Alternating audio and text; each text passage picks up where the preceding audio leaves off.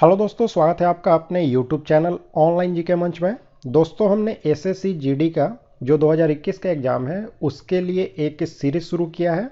यह उसका दूसरा पार्ट है और इसमें जितने भी क्वेश्चंस लिए गए हैं आपके जो एग्ज़ाम है एसएससी जीडी का उसके लिए काफ़ी इंपॉर्टेंट है। तो आप ये पूरा वीडियो देखें और साथ ही में दोस्तों, अगर आपको ये वीडियो अच्छा लगे तो इसे लाइक और शेयर करना न भूलें। तो चलिए शुरू करते हैं। पहला सवाल है आपका, किस राज्य की सबसे लंबी तटरेखा है?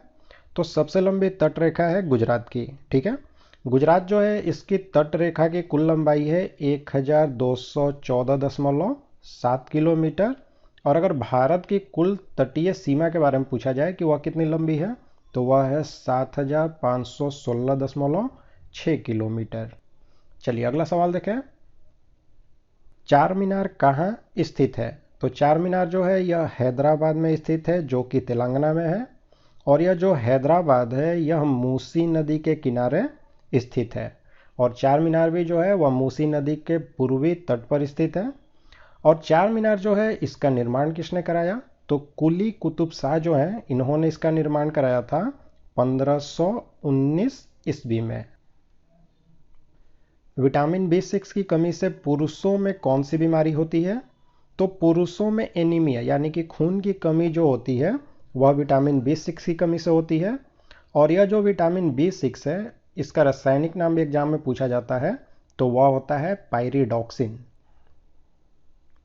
एपी सेंटर निम्न में से किससे संबंधित है? तो एपी सेंटर जो है यह भूकंप से संबंधित है, तो ऑप्शन बी राइट आंसर होगा। देखिए, भूकंप जो होता है वह पृथ्वी के अंदर से शुरू होता है और पृथ्वी के अंदर यानी जमीन के अंदर जिस बिंदु से वह शुरू होता है उससे हाइपोसेंटर या फिर फोकस कहा जाता है। और हाइपोसेंटर यानी कि जहां पृथ्वी के अंदर से जहां से भूकंप शुरू होता है उसके ठीक ऊपर जमीन पर जो बिंदु होता है उसी को एपी सेंटर कहते हैं।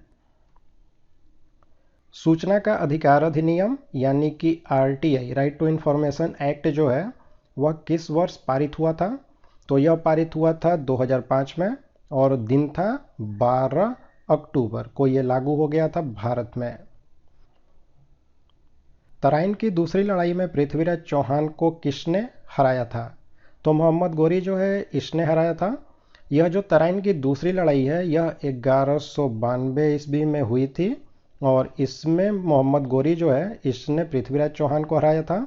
और तराइन की जो पहली लड़ाई है यह हुई थी 1191 ईस्वी में और इसमें पृथ्वीराज चौहान जो हैं इन्होंने मोहम्मद गोरी को हराया था। तो ये दोनों लड़ाइयाँ काफ़ी इंपॉर्टेंट है। घरेलू विद्युत केबल में प्रयोग की जाने वाली धातु कौन सी है? तो देखिए, घरेलू विद्युत केबल यानी कि जो इलेक्ट्रिक वायर होता है उसमें हम तांबा का प्रयोग करते हैं। निम्न में से किसे भविष्य का ईंधन कहा जाता है? तो हाइड्रोजन जो है इसी को भविष्य का ईंधन कहते हैं। ठीक है, यह जो हाइड्रोजन है जब इसका दहन होता है यानी जब यह जलता है तो उसके बाद प्रदूषण नहीं फैलाता है। देखिए होता क्या है, किसी भी ईंधन को जलने के लिए ऑक्सीजन की आवश्यकता होती है और जो हाइड्रोजन है जब ऑक्सीजन की उपस्थिति में जलता है तो यह बनाता है H2O यानी कि पानी का निर्माण करता है जिससे कि बिल्कुल भी प्रदूषण नहीं होता है। चलिए अगला सवाल देखते हैं दोस्तों। जेट धाराएं वायुमंडल में कहाँ पाई जाती हैं? तो देखिए, जेट धारा जो है यह क्षोभ मंडल की जो ऊपरी सीमा होती है जिसे कि क्षोभ सीमा कहते हैं। और ये जो क्षोभ सीमा है यानी कि ट्रोपोपॉज जगह है यह क्षोभ मंडल और समताप मंडल को अलग करती है और यहीं पर ये जेट धाराएं जो होती हैं वह चलती हैं। पोंग बांध किस नदी पर बना है? तो यह बना है व्यास नदी पर। और ये जो पोंग बांध है इससे महाराणा प्रताप सागर के नाम से भी जाना जाता है। और यह स्थित कहाँ पर है? तो यह हिमाचल प्रदेश में कांगड़ा जिला जो है वहीं पर स्थित है।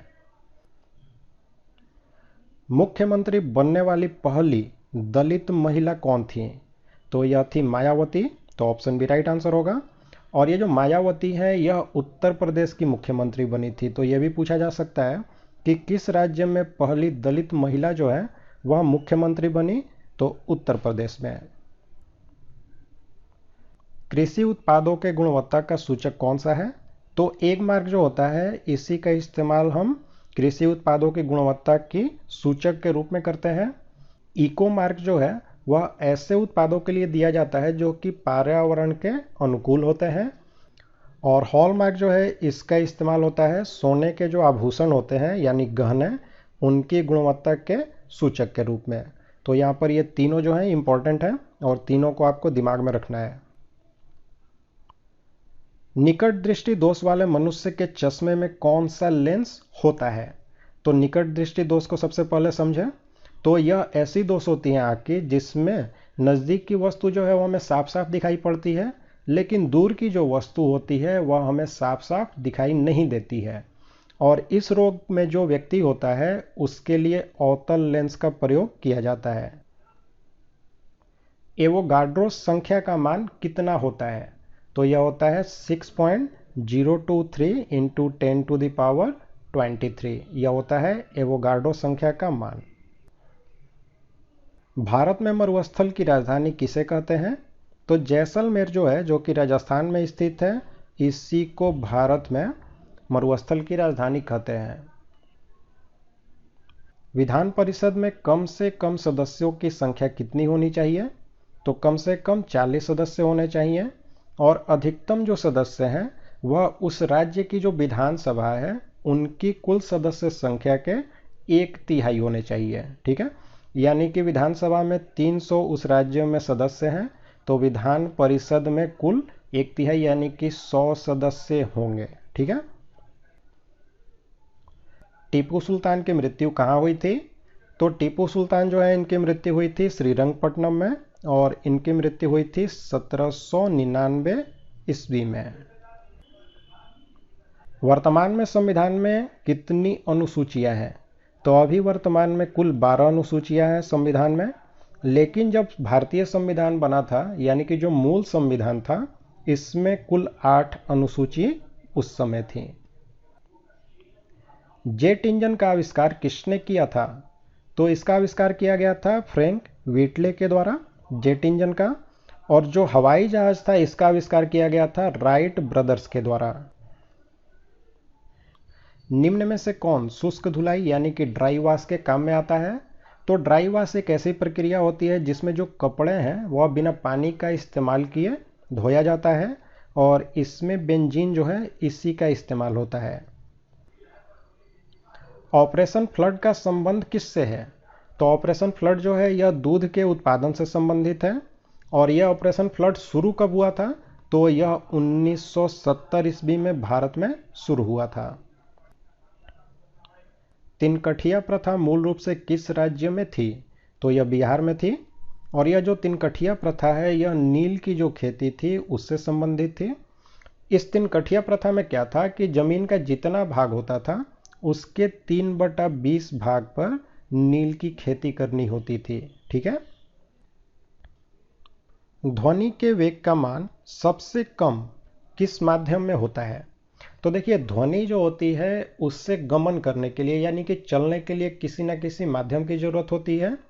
और ध्वनि का वेग जो है इसका सबसे कम मान होता है गैस में, और सबसे ज़्यादा मान होता है ठोस में, यानी कि सबसे ज़्यादा वेग जो है वह ठोस में होगी और सबसे कम होगी गैस में।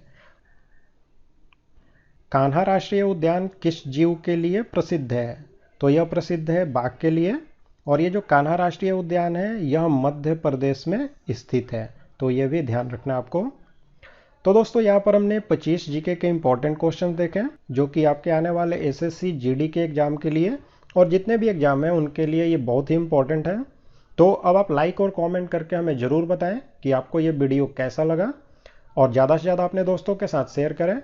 और अगर आप हमारे चैनल पर नए हैं तो चैनल को सब्सक्राइब करें और बेल बटन का आइकन प्रेस करके ऑल नोटिफिकेशन को ऑन करें।